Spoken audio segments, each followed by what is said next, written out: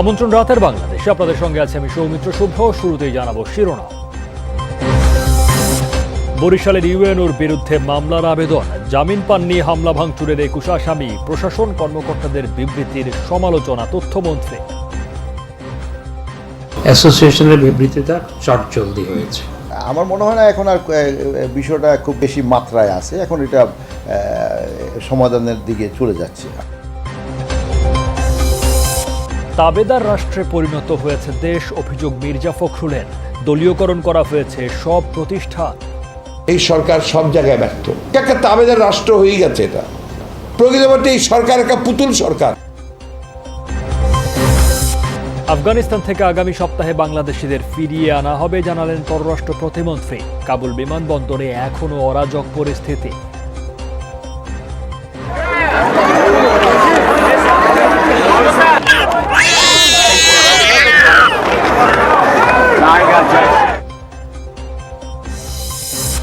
Vaccine নিতে রাজধানীতে আজও দীর্ঘ লাইন। SMS না পাওয়াদের ধৈর্য ধরার আহ্বান। ছাড় পাবে না অবৈধ বিক্রিতে জড়িতরা। জজ আদালতে পরিমণির জামিন আবেদন, অবিলম্বে নায়িকার মুক্তি দাবিতে বিক্ষুব্ধ নাগরিকজনের ব্যানারে মানববন্ধন। সাইবার বুলিং বন্ধে কেন নীতিমালা হবে না জানতে চান হাইকোর্ট। আইডিয়াল স্কুলের শিক্ষার্থী সামিনের মৃত্যুর কারণ তদন্তের নির্দেশ। কাল থেকে শুরু হচ্ছে মেজর সিনহা হত্যা মামলার সাক্ষ্য গ্রহণ, প্রভাবমুক্ত বিচার প্রক্রিয়া চলার প্রত্যাশা। এছাড়াও রাতের বাংলাদেশে থাকছে ভাঙার মতো ইন্টারসেকশন হবে হাজি কুমরুলে, সহজ হবে উত্তরের 22 জেলার যোগাযোগ, প্রকল্পের ধীরগতি নিয়ে অসন্তোষ ওবায়দুল কাদের।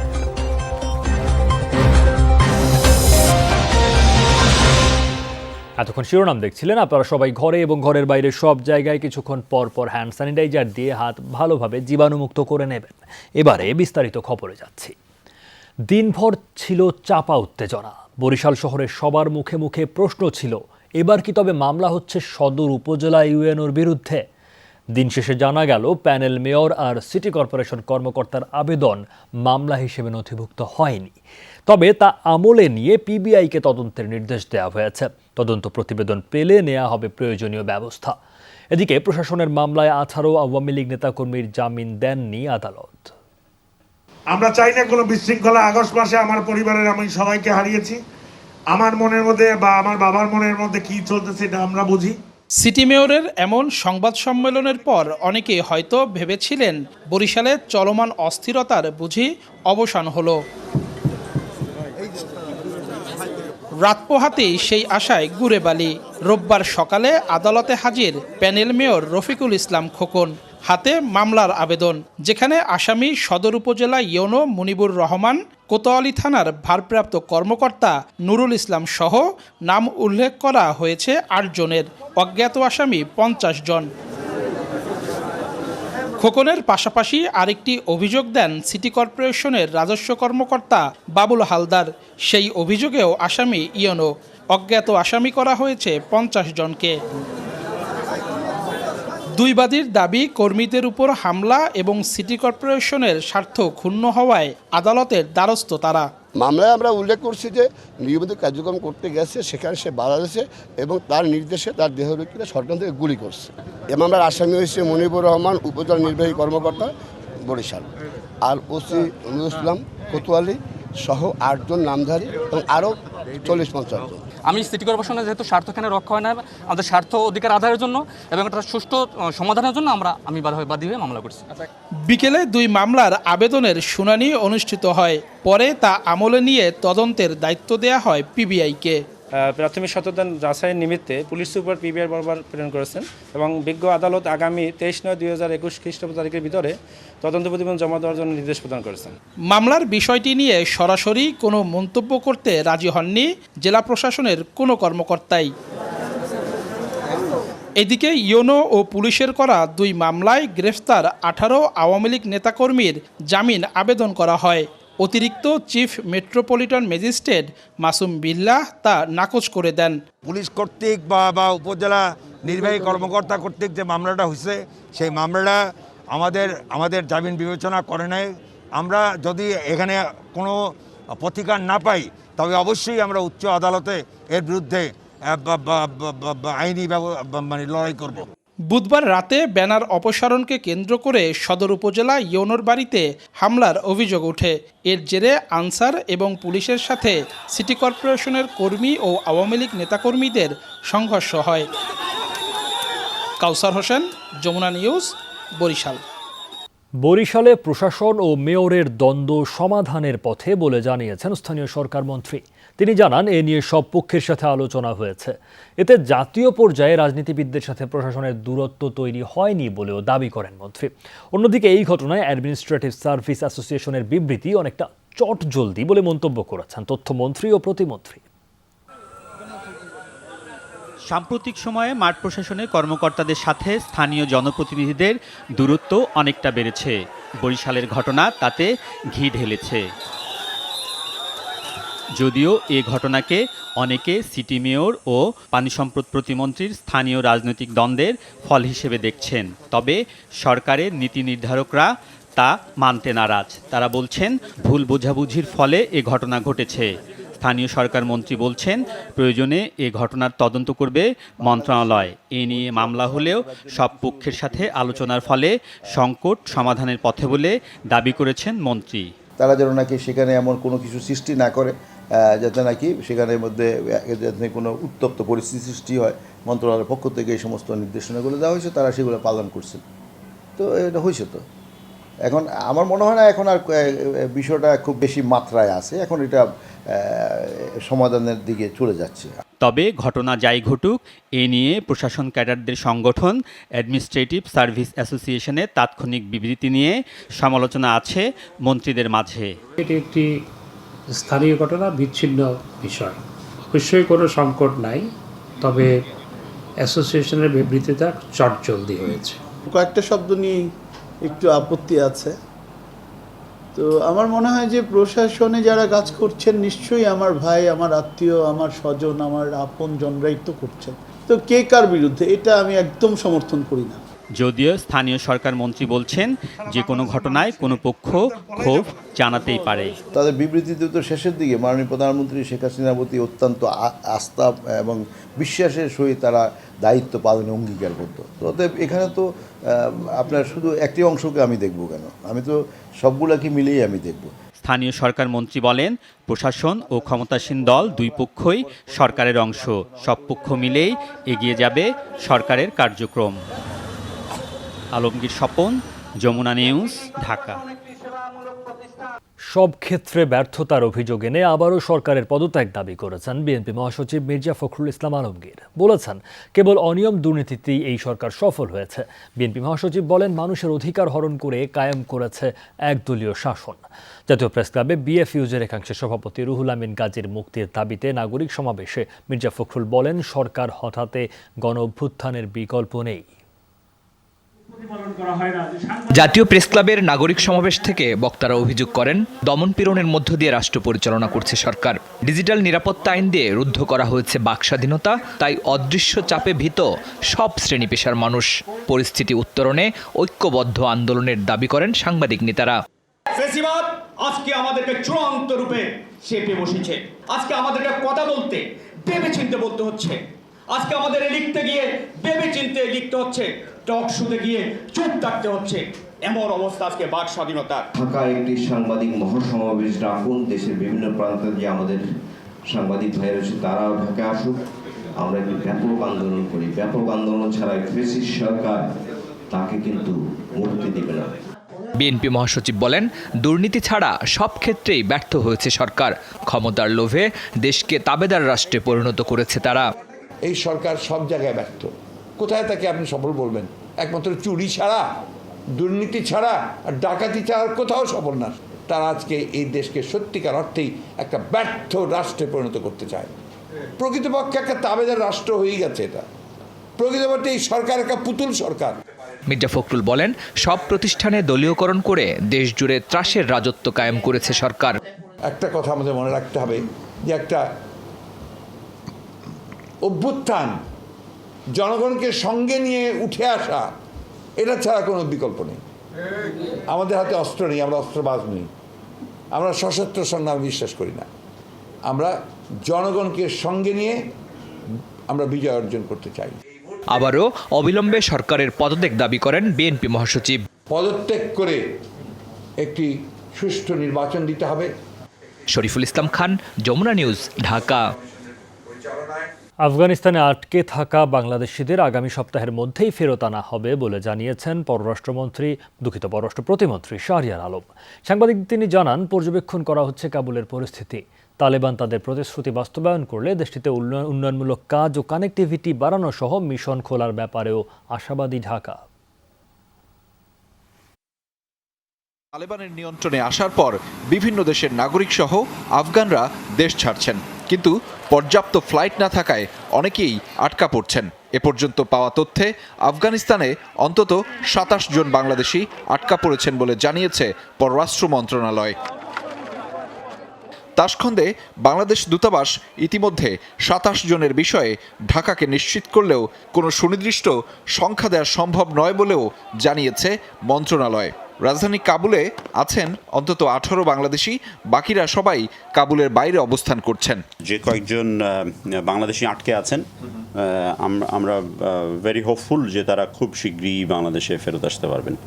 আমরা থার্ড পার্টির সাথে অন্যান্য কিছু মানুষের সহায়তায় আমরা অনেক দূরে গিয়েছি। আমরা আশা করছি এ সপ্তাহেই তারা ফিরে আসতে পারবেন।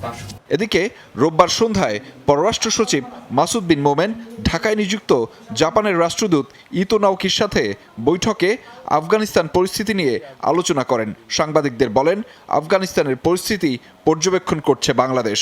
পরিস্থিতি স্বাভাবিক হলে তালেবান যদি তাদের প্রতিশ্রুতি, নিজেদের জনগণ ও বিদেশিদের সুরক্ষা দিতে পারে, তাহলে কাবুলে মিশন খোলার ব্যাপারেও আশাবাদী Dhaka. Engagement from developmental perspective আমরা করতে চাই। কানেক্টিভিটি অলসো আমাদের জন্য important. Afghanistan is in a cross road of all connectivities. একটা স্টেবল আফগানিস্তান, সিকিউর আফগানিস্তান যদি প্রেজেন্ট করতে পারে, যারাই থাকুক না কেন, ইনক্লুসিভ যদি হয় সেটা, তাহলে অবভিয়াসলি আমাদের তো বাকি সব সার্ক দেশেই আমাদের দূতাবাসও আছে, তো এখানে আমাদের ছিল না মানে রিওপেনিংয়ের বিষয় আর কি। এটা সেই পর্যায়ে আসলে পরে তখন অবশ্যই চিন্তা করব। পররাষ্ট্র মন্ত্রণালয় জানিয়েছে, উজবেকিস্তান সহ আশপাশের দেশগুলোর কাছে বাংলাদেশিদের ফেরত আনতে ট্রানজিট চাওয়া হয়েছে। যাকে যেখান থেকে সুবিধা সেখান থেকেই ফেরত আনা হবে বলেও জানিয়েছে মন্ত্রণালয়।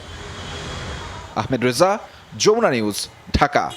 কাবুল বিমানবন্দরের বাইরে হুড়োহুড়িতে প্রাণ গেছে কমপক্ষে ৭ জনের। রোববার তথ্য নিশ্চিত করে ব্রিটিশ প্রতিরক্ষা মন্ত্রণালয়। এই পরিস্থিতির মধ্যেই কাবুল বিমানবন্দরে নাশকতার আশঙ্কা যুক্তরাষ্ট্রের। শনিবার পেন্টাগনের বিবৃতিতে বলা হয়, জনসমুদ্রে হামলা চালাতে পারে আইএস।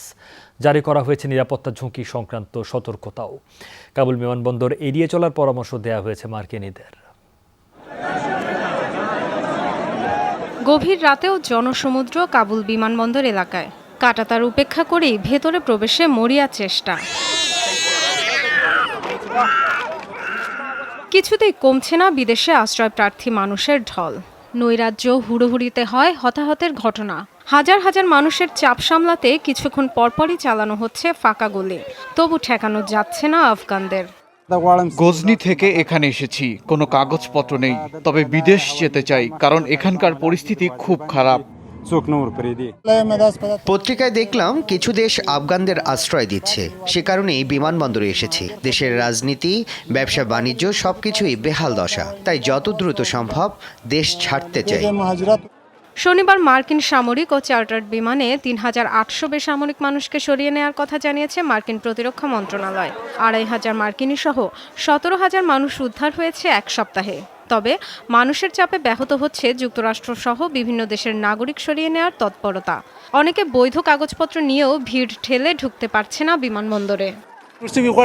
বিমানবন্দরের পরিস্থিতি ভয়াবহ, ভিড়ে দাঁড়ানোর সুযোগ পর্যন্ত নেই, সবাই দেশ ছাড়তে চায়। কাবুল বিমানবন্দরের এই উদ্ধার অভিযানকে কঠিন লড়াই হিসেবে আখ্যা দিয়েছে মার্কিন প্রতিরক্ষা মন্ত্রণালয়। কাবুলের জনসমুদ্রে হামলা চালাতে পারে আইএস, এমন আশঙ্কার কথা জানিয়েছে পেন্টাগন। তবে নিরাপত্তা ঝুঁকি নিয়ে বিস্তারিত কিছু জানায়নি। শুরু থেকেই বলছি, যত দ্রুত সম্ভব নিরাপদে ফিরিয়ে আনার চেষ্টা করছি মার্কিন কর্মকর্তা আর আফগান সহযোগীদের। সময়ের সাথে লড়তে হচ্ছে আমাদের। আলাদাভাবে নিরাপত্তা ঝুঁকি নিয়ে কিছু বলতে চাই না। পুরো কাবুলের অবস্থাই নাজুক। গত 24 থেকে 48 ঘন্টা চিত্র সবাই দেখেছে। কাবুল বিমানবন্দরের পরিস্থিতি নিয়ে সতর্ক করেছে জার্মানি ও সুইজারল্যান্ডও। শনিবারও যুক্তরাজ্য, জার্মানি, ইতালি সহ বেশ কিছু ইউরোপীয় দেশ নিজ দেশের কর্মকর্তাদের পাশাপাশি সরিয়ে নিয়েছে কয়েক হাজার আফগান নাগরিককে। Dorothy Tasrin, Jamuna news. আফগানিস্তানের দ্রুত নিরাপত্তা পরিস্থিতি স্বাভাবিক করতে তৎপর তালেবান। আন্তর্জাতিক মহল থেকে বারবার তোলা নৈরাজ্যের অভিযোগের জবাবে এমনটা জানালো দলটি। এমনকি নাশকতামূলক কর্মকাণ্ড আঁচ পেলেও শক্ত হাতে প্রতিহত করা হচ্ছে। দেশটিতে মানবিক সংকট মোকাবেলায় সদস্য দেশগুলোকে এগিয়ে আসার তাগিদ ইইউ কমিশনের। প্রথমবারের মতো সংবাদ সম্মেলনে জোটটি জানালো বাড়ানো হবে ত্রাণ সহায়তা। আর রাশিয়ার আহ্বান, আফগানিস্তানি স্থিতিশীলতা ফেরাতে জাতীয় সংলাপের মাধ্যমে গঠন করা হোক সর্বদলীয় সরকার। করোনায় দেশে আরও 139 জনের প্রাণহানি হয়েছে। শনাক্ত হয়েছেন 4,804 জন। এ নিয়ে মোট মৃত্যু 25,282। পরীক্ষা অনুপাতে শনাক্তের হার 15.16%। গেল 24 ঘন্টায় নমুনা পরীক্ষা হয় 31,689টি। এ পর্যন্ত শনাক্ত 14,61,998 জন। 24 ঘন্টায় সুস্থ হয়েছেন 8,453 জন। মোট সুস্থ 13,63,874 জন। মৃত 139 জনের মধ্যে পুরুষ 72 জন, নারী 67। বিভাগভিত্তিক প্রাণহানির হিসাবে ঢাকায় সর্বোচ্চ 38 জন মারা গেছেন। এছাড়া চট্টগ্রামে 31, খুলনায় 17, রাজশাহীতে 15, সিলেটে 12, ময়মনসিংহে 10, রংপুরে 8 ও বরিশালে 8 জন মারা গেছেন।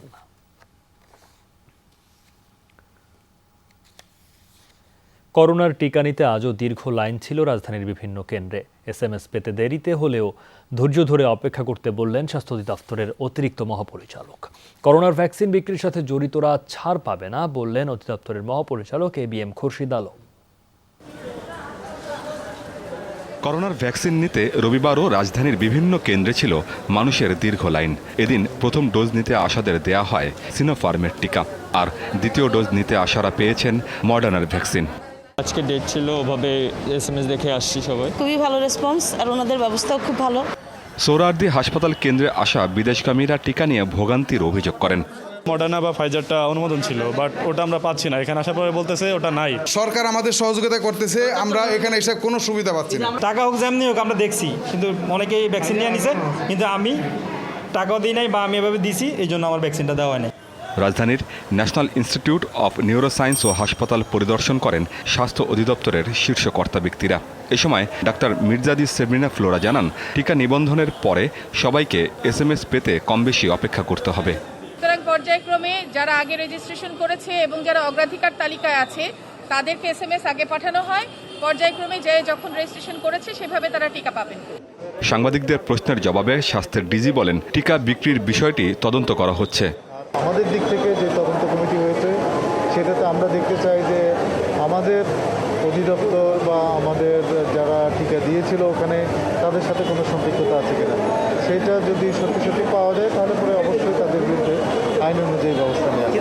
নিবন্ধনকারীদের জন্য দ্রুততম সময়ে টিকা নিশ্চিতের নির্দেশনা দিয়েছে স্বাস্থ্য অধিদপ্তর। আমিন বাবু, যমুনা নিউজ। চিত্রনায়িকা পরিমণির জামিন আবেদন করেছেন তার আইনজীবী। জামিন বিষয়ে শুনানির জন্য 13 সেপ্টেম্বর দিন ধার্য করেছেন আদালত। এদিকে আজও চিত্রনায়িকা পরিমণির মুক্তির দাবিতে মানববন্ধন হয়েছে। প্রতিবাদী কর্মসূচিতে যোগ দিয়েছেন বিশিষ্টজনরা। মানবাধিকার কর্মী অ্যাডভোকেট সুলতানা কামাল অভিযোগ করেছেন, জামিন না দেয়া ও আইনজীবীর সাথে কথা বলতে না দিয়ে মানবাধিকার লঙ্ঘন করা হয়েছে। ঢাকা মহানগর দায়রা জজ আদালতে রোববার আইনজীবীর মাধ্যমে জামিন আবেদন করেছেন চিত্রনায়িকা পরিমণি। শুনানির জন্য 13 সেপ্টেম্বর দিন ধার্য করেছেন আদালত। দফায় দফায় রিমান্ড আর আদালতে হাজিরার মাধ্যমে এখনও আলোচনায় চিত্রনায়িকা পরিমণি। তৃতীয় দফা রিমান্ড শেষে পরিমণি এখন কাশিমপুর কারাগারে। মুক্তির দাবিতে রোববার শাহবাগে বিক্ষুব্ধ নাগরিক সমাজ এই ব্যানারে মানববন্ধনে সংহতি জানায় ৭১-এ ঘাতক দালাল নির্মূল কমিটি। প্রতিবাদে ভার্চুয়ালি যুক্ত ছিলেন অনেকেই। বক্তারা অভিযোগ করেন, রিমান্ডের নামে মানসিক নির্যাতন করা হচ্ছে পরিমণিকে। আমি একজন পরিমণি, আমরা সবাই পরিমণি। আজকে পরিমণি গ্রেফতার হয়েছে, আজকে পরিমণির সাথে অন্যায় হচ্ছে, কালকে আমার সাথেও হবে না, এই গ্যারান্টি আমি বুকে হাত রেখে বলতে পারি না। যারা ক্লাব কালচারের সাথে আছেন তাদের যখন মুখোশটা খুলে যায়, সেই মুখোশ খুলে যাওয়ার কারণে আজকে পরিমণির উপরে ইনজাস্টিস করা হচ্ছে। একজন বোট ক্লাবের পরিচালকের পক্ষে আরো 10টা নাইট ক্লাব বা বোট ক্লাবের পরিচালক দাঁড়াবে, কিন্তু এই শিল্প সমাজ আমাদের পরিমণির পক্ষে দাঁড়ায় নাই। এইটা একটা হাস্যকর ব্যাপার। মাননীয় প্রধানমন্ত্রী, আপনি তো চলচ্চিত্র বান্ধব, শিল্প বান্ধব প্রধানমন্ত্রী, প্লিজ পরিমণির উপর একটু সদয় হন। আপনি তাকে মুক্ত করে দেওয়ার ব্যবস্থা করে দিন। তার জীবনটাকে আমরা একেবারে মানুষের সামনে ছিন্ন ভিন্ন করে ফেলছি। আমরা তো কেউ কথা বলছি না, আমরা মজা লুটছি। পরিমণিকে বারবার রিমান্ডে নেওয়ার যৌক্তিকতা নিয়ে প্রশ্ন তোলেন আইনজীবী ও সমাজকর্মীরা। ন্যায় বিচারের স্বার্থে পরিমণির পক্ষে কাজ করার অঙ্গীকার জানান বিশিষ্টজনেরা। পরিমণির জামিনের আবেদনটা অত্যন্ত অন্যায়ভাবে শোনা হচ্ছে না। তার আইনজীবী পরিমণির সঙ্গে কথা বলতে চেয়েছেন, তাকে কথা বলতে দেওয়া হয়নি। এটা মানবাধিকারের একেবারে সুস্পষ্ট লঙ্ঘন। তাকে অবিলম্বে যেন দেওয়া হয়, জামিনেই হোক আর যেখানে হোক, তাকে যেন এই মুহূর্তে তাকে ছেড়ে দেওয়া হয়। অনতি বিলম্বে পরিমণির মুক্তি লাভ করার জন্য আমি দাবি জানাচ্ছি। তার পাশে আমরা সবাই আছি। বক্তারা আরও জানান, রিমান্ড ও আদালতে হাজিরার মাধ্যমে মানসিকভাবে বিপর্যস্ত করা হচ্ছে চিত্রনায়িকা পরিমণিকে। নাজমুল হোসেন, যমুনা নিউজ, ঢাকা। রাজধানীর আইডিয়াল স্কুল অ্যান্ড কলেজের 10ম শ্রেণীর ছাত্র সামিন সাইবার বুলিংয়ের শিকার হয়ে মারা গেছে কিনা তা তদন্তের নির্দেশ দিয়েছেন হাইকোর্ট। সেই সাথে 60 কার্যদিবসের মধ্যে জেলা শিক্ষা অফিসারকে এই সংক্রান্ত একটি প্রতিবেদন দাখিলের নির্দেশ দেওয়া হয়। সাইবার বুলিং বন্ধে একটি নীতিমালা তৈরি কেন করা হবে না তা সরকারের কাছে জানতে চেয়েছেন হাইকোর্ট। 10ম শ্রেণীর শিক্ষার্থী সামিনের ওজন ছিল স্বাভাবিকের থেকে বেশি। এই বিষয়টি স্কুলের শিক্ষক ও বন্ধুরা উপহাস করত এবং সামাজিক যোগাযোগ মাধ্যমে কটাক্ষ করত। এ নিয়ে মানসিকভাবে সবসময় কষ্টে থাকত সে। কিটো ডায়েট করে 30 কেজির মতো ওজন কমিয়ে ফেলে সামিন। এরপর একটা সময় গিয়ে আর কোনো খাবার খেতে পারছিল না সে। পরে জানা গেল সামিন অ্যানোরেক্সিয়া নার্ভোসা নামে বিরল রোগে আক্রান্ত। 26 জুন চিকিৎসাধীন অবস্থায় মারা যায় সামিন। জুলাই মাসে এ সংক্রান্ত খবর প্রকাশিত হয়। এরপর আইনজীবী সংশ্লিষ্ট কর্তৃপক্ষকে উকিল নোটিশ পাঠিয়ে দেয়। এর জবাব না মেলায় রিট করেন আইনজীবী। ঢাকার যে এডুকেশনাল অফিসার আছে ওনাকে আগামী 60 দিনের মধ্যে এই উক্ত ব্যাপারে তদন্ত করে একটা তদন্ত রিপোর্ট প্রকাশিত করতে বলা হয়েছে। তদন্ত রিপোর্ট 60 দিনের মধ্যে মহামান্য কোর্টকে দিতে বলা হয়েছে। সো এই স্কুল লেভেল থেকে যদি আমরা বুলিংটা নিরোধ না করতে পারি, এখন বুলিংটা সাইবার বুলিং বলা যায় বা অন্য বুলিং যদি দেখি, বুলিংয়ের ব্যাপ্তিটা হিউজ পরিমাণ। সাইবার বুলিং বন্ধে একটি নীতিমালা কেন রাখা হবে না তা সরকারের কাছে জানতে চান হাইকোর্ট। কি ব্যাপার, কেন, কিভাবে হলো, বুলিংয়ের কারণে হয়েছে না কি কারণে হয়েছে জানার জন্য। এটা রাষ্ট্র ব্যবস্থা নিচ্ছেই। শিশুদের বাবা মাদের ব্যাপার, তাদেরকেও বাচ্চাদেরকে বোঝাতে হবে যে কেউ মোটা হলে কেউ চিকন হলে এইগুলি না করে। 2016 সালে বহুজাতিক প্রতিষ্ঠান টেলিনর সাইবার বুলিং নিয়ে একটি গবেষণা করে। তাতে দেখা যায় বাংলাদেশে স্কুল পর্যায়ে 49% শিক্ষার্থী সাইবার বুলিংয়ের শিকার। ঢাকা মেট্রোপলিটন পুলিশের সাইবার ক্রাইম ইউনিটের তথ্য বলছে, দেশে 80% নারী সাইবার বুলিংয়ের শিকার হন যাদের বয়স 14 থেকে 22 বছরের মধ্যে। নুরনবী সরকার, যমুনা নিউজ, ঢাকা। কাল থেকে শুরু হচ্ছে মেজর সিনহা হত্যা মামলার আনুষ্ঠানিক বিচার কাজ। টানা 3 দিন চলবে সাক্ষ্য গ্রহণ। প্রভাবমুক্তভাবে বিচার প্রক্রিয়া চলার প্রত্যাশা আসামি পক্ষের। রাষ্ট্রপক্ষ বলছে বিচার প্রক্রিয়ায় অনুরাগ বিরাগের সুযোগ নেই। কক্সবাজার থেকে আরও জানাচ্ছেন রিয়াজ রায়হান, ক্যামেরায় ছিলেন সুমন সরকার। 1 বছরের কম সময়ে বিচারের জন্য প্রস্তুত হয় চাঞ্চল্যকর মেজর অবসরপ্রাপ্ত সিনহা রাশেদ হত্যা মামলা। 27 জুন অভিযোগ গঠন করে 26 জুলাই সাক্ষ্য গ্রহণের দিন ঠিক করা হলেও তা গতি পায়নি করোনা সংক্রমণে। পরিবর্তিত তারিখ অনুযায়ী সোমবার সাক্ষ্য গ্রহণের মধ্য দিয়ে শুরু হবে বিচার। আদালত সূত্র জানায়, সোমবার সকাল 10টার দিকে 1 নং দায়রা জজ মোহাম্মদ ইসমাইলের আদালতে এই সাক্ষ্য গ্রহণ অনুষ্ঠিত হবে। চলবে টানা 3 দিন। 83 সাক্ষীর মধ্যে প্রথম সাক্ষী সিনহা রাশেদের বোন ও মামলার বাদী সহ 15 জন এ সময় সাক্ষ্য প্রদানের কথা রয়েছে। মামলার প্রধান আসামি পরিদর্শক লিয়াকত ও টেকনাফ থানার সাবেক ওসি প্রদীপ দাস সহ চার্জশিটভুক্ত 15 আসামিকে সাক্ষ্য গ্রহণের সময় আদালতে হাজির করা হবে বলে জানা গেছে। এর বাইরে কিছু না, এখানে পক্ষপাত বলে এগুলি কিছু করার একটা সুযোগ নেই। ন্যায় বিচারের জন্য যা যা করে রাষ্ট্রপক্ষের প্রসিকিউশনের পক্ষে সেই দায়িত্ব পালন করবে। এখানে রাগ বিরাগ অনুরাগ কিছু নেই আমাদের। যদিও মামলার তদন্ত ও পরবর্তী কার্যক্রম নিয়ে সংশয় আছে আসামি পক্ষের। মামলার ট্রায়াল শুরু, আমাদের অনেক কিছু কাজ তো আমরা আগে করব না, তবে আমরাও চাই যে বিচারটা স্বচ্ছ হোক, বিচারক স্বাধীনভাবে নিরপেক্ষভাবে তিনি বিচার করুক। গেল বছরের 31 জুলাই চেকপোস্টে গুলিবিদ্ধ হয়ে মারা যান সিনহা রাশেদ খান। এই ঘটনায় সিনহার বোন মামলা দায়ের করলে 13 ডিসেম্বর অভিযোগপত্র দেয় র্যাব। 12 আসামি স্বীকারোক্তিমূলক জবানবন্দি দিলেও আলোচিত ওসি প্রদীপ দাস সহ কয়েকজন দেননি। আইনজীবীরা বলছেন 1 বছরে মেজর সিনহা রাশেদ হত্যা মামলাটি যেভাবে এগিয়েছে, যদি কোভিড পরিস্থিতি স্বাভাবিক থাকে তাহলে খুব অল্প সময়ের মধ্যে এই মামলার চূড়ান্ত রায় হওয়া সম্ভব। অন্যদিকে গেল 1 বছরে বেশ কিছু দৃশ্যমান পরিবর্তন হয়েছে জেলা পুলিশেও, এটিকেও ইতিবাচক হিসেবে দেখছেন বিশিষ্টজনরা। তবে ওই ঘটনায় গঠিত স্বরাষ্ট্র মন্ত্রণালয়ের তদন্ত কমিটি যেসব সুপারিশ করেছে সেগুলোর যদি পুরোপুরি বাস্তবায়ন করা যায় তাহলে ভবিষ্যতে এই ধরনের অনাকাঙ্ক্ষিত ঘটনা এড়ানো সম্ভব বলে মনে করেন তারা। রিয়াজ রায়হান, যমুনা নিউজ, টেকনাফ, কক্সবাজার। ফরিদপুরের ভাঙ্গার মতোই সিরাজগঞ্জের হাটিকুমরুলে হবে ইন্টারসেকশন। ঢাকার সাথে উত্তরের 22 জেলার সড়কপথে যোগাযোগ সহজ হবে এতে। পাশাপাশি এলেঙ্গা থেকে বঙ্গবন্ধু সেতু পর্যন্ত 13.6 কিলোমিটার সড়ক হবে 4 লেনের। এ বিষয়ে আজ 2টি চুক্তি সই হয়েছে সড়ক ভবনে। ফরিদপুরের ভাঙার মতোই সিরাজগঞ্জের হাটিকুমরুলে হবে ইন্টারসেকশন। সহজ হবে ঢাকার সাথে উত্তরের 22 জেলার সড়ক পথে যোগাযোগ। এই প্রকল্পের মধ্যে ইন্টারসেকশনটি হবে 4 লেনের। এর সাথে যুক্ত হবে 3 লেনের ঢাকা রংপুর ঢাকা, ঢাকা রাজশাহী ঢাকা এবং 2 লেনের পাবনা রাজশাহী ও পাবনা রংপুর মহাসড়ক। হাটিকুমরুলের ইন্টারসেকশনের ব্যয় ধরা হয়েছে 743 কোটি 28 লাখ টাকা। এই প্রকল্পের কাজ করছে আব্দুল মোনেম গ্রুপ, যার চুক্তি স্বাক্ষর অনুষ্ঠিত হয় সড়ক ভবনে। একই সাথে এলেঙ্গা থেকে বঙ্গবন্ধু সেতু পর্যন্ত মোট 13.6 কিলোমিটার 2 লেনের মহাসড়ককে 4 লেনে উন্নত করার প্রকল্পও হাতে নিয়েছে সরকার। 4 লেন মহাসড়কের সাথে থাকছে এলেঙ্গায় 4 লেনের ফ্লাইওভার, 8টি গার্ডার ব্রিজ, 2টি আন্ডারপাস, 10টি কালভার্ট ও 1টি ফুটওভার ব্রিজ। WP5 শিরোনামের এই প্রকল্পের ব্যয় ধরা হয়েছে 601 কোটি 11 লাখ টাকা। China railway construction bridge engineering bureau group company limited এই প্রকল্পের কাজ করতে চুক্তিবদ্ধ হয়েছে। সর্বসাকুল্যে 2 প্রকল্পের ব্যয় ধরা হয়েছে 16,662 কোটি টাকা। সড়ক ও জনপথ অধিদপ্তরের প্রধান প্রকৌশলী আব্দুল সবুর এই 2 চুক্তিপত্রে স্বাক্ষর করেন।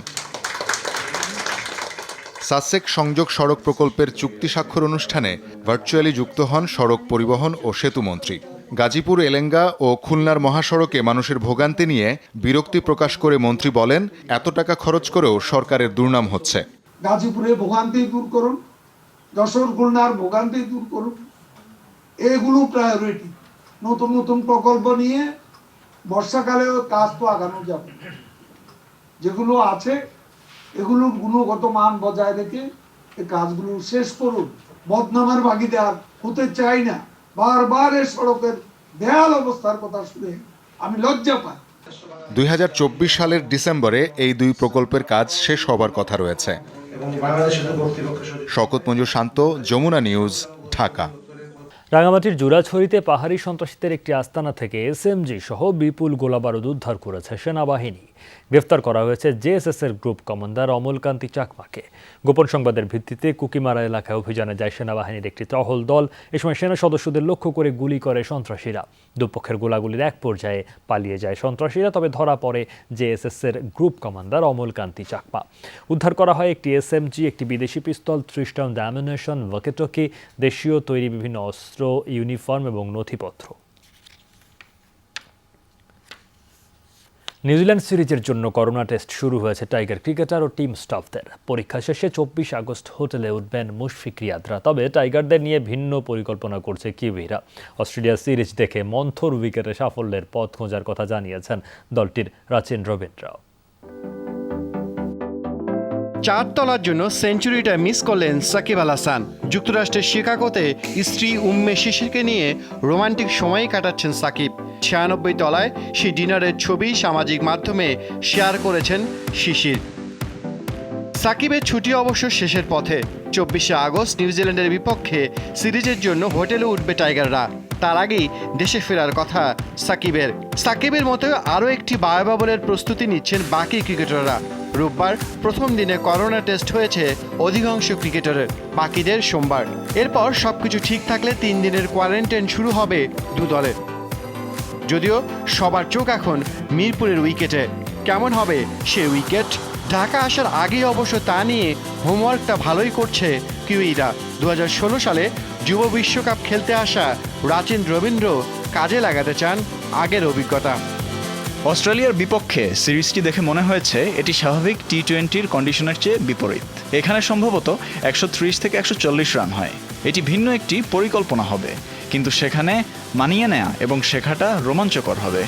দ্য 100 খেলে ঢাকায় আসা নিউজিল্যান্ডের 2 ক্রিকেটারকে অবশ্য থাকতে হচ্ছে হোটেলেই। সেই সাথে আগে ভাগে ঢাকায় এসেও হোটেলেই বন্দি থাকতে হচ্ছে কিউই 3 পর্যবেক্ষককে। দলের সাথেই আগামী 27 আগস্ট মিরপুর স্টেডিয়ামে আসবেন তারা। তাহলে অমিত, যমুনা স্পোর্টস, ঢাকা। এই ছিল রাতের বাংলাদেশে। যাবার আগে মনে করে দিতে চাই, আপনারা সবাই ঘরে এবং ঘরের বাইরে সব জায়গায় কিছুক্ষণ পর পর হ্যান্ড স্যানিটাইজার দিয়ে হাত ভালোভাবে জীবাণুমুক্ত করে নেবেন। এতক্ষণ আমাদের সাথে থাকার জন্য সবাইকে ধন্যবাদ।